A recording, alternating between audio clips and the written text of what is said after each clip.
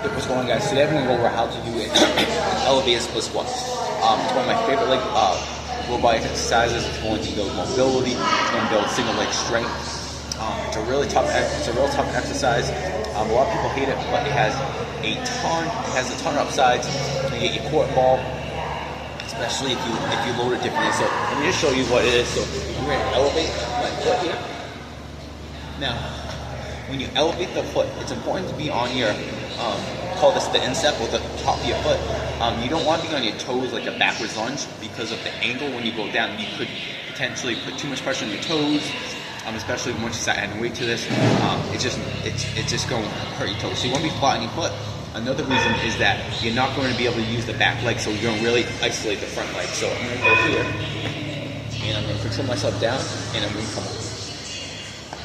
Now let's talk about knee placement. So I want to be able to, when I come down, this back knee should be somewhat below my hip, and that front knee, my ankle is somewhat below my front knee. So if I'm like too close, my knee comes too close to the bench. So I want to be a little further out.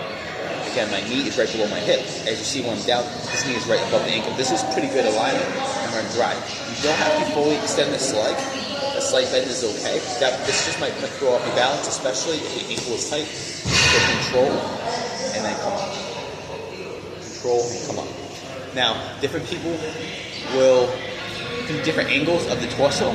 I don't think it matters that much. You might feel a little bit different. So if your chest is leaned forward a little more like this, you might get more glutes. If you're upright, you might get more quads. Again, it's not going to really matter too much.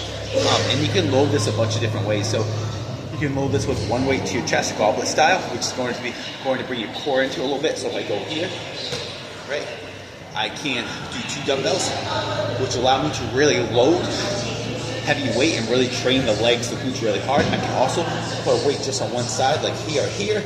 Again, that's going to challenge the core more. Once you get very strong with these, you can even put a barbell on your back. A good one is a safety bar, because you can put a safety bar on your back and actually hold on to a rack. So you can just worry about going super heavy.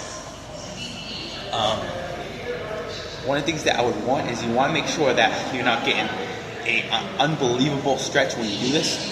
So I feel like with females, if you're like 5'2", regular benches might be too high.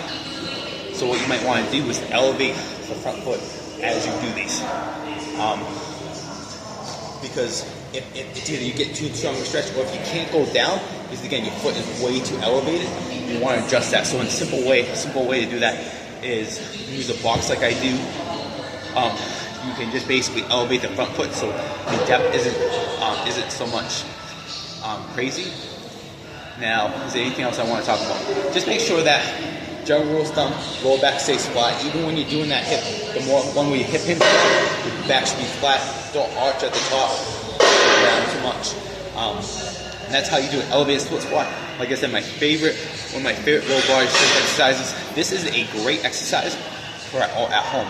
If you have to work at home for a certain period of time, or you're trying to work out on vacation, you can really intensify this a lot with very little weight, which is why it's a great home exercise. One more thing that I just thought that I'll show you is, if you're at home and your legs are pretty strong and you want to really add intensity to this, what's really really tough is doing a 1.5 rep. So I'm going to come all the way down like this, about halfway up, come down, come up. So without any weight, doing sets of like 8 to 12, you're going to really completely smoke your legs. Again, it's a great option if you have to train at a hotel, or if you currently have to train at home.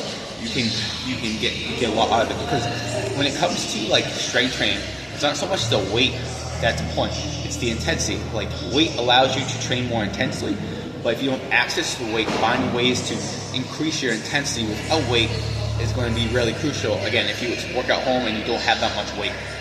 But make sure you definitely put this in your program from time to time. It's an amazing exercise.